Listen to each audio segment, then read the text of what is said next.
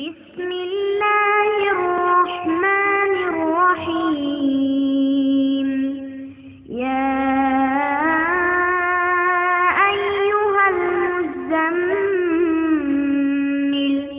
قم الليل إلا قليلا.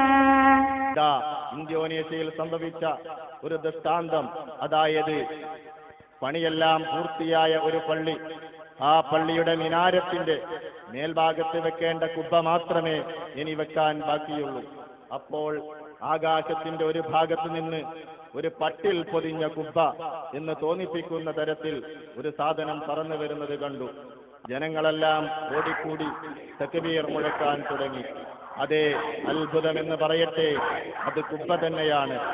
അത് ആ മിനാരത്തിന്റെ മുകളിലാണ് പോയി പതിഞ്ഞത്.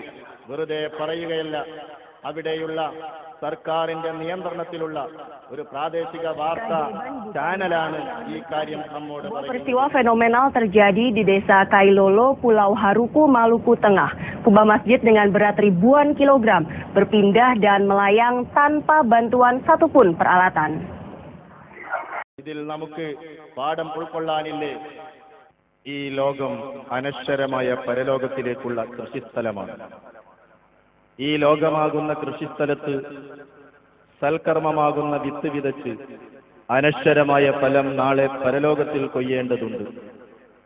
ഈ ലോകത്തിലെ സുഖാസ്വദനങ്ങൾ കെട്ടിപ്പിടിച്ച് അതിന്റെ പിന്നാലെ പോകുന്നവർ അവസാനം ദുഃഖിക്കേണ്ടി വരും.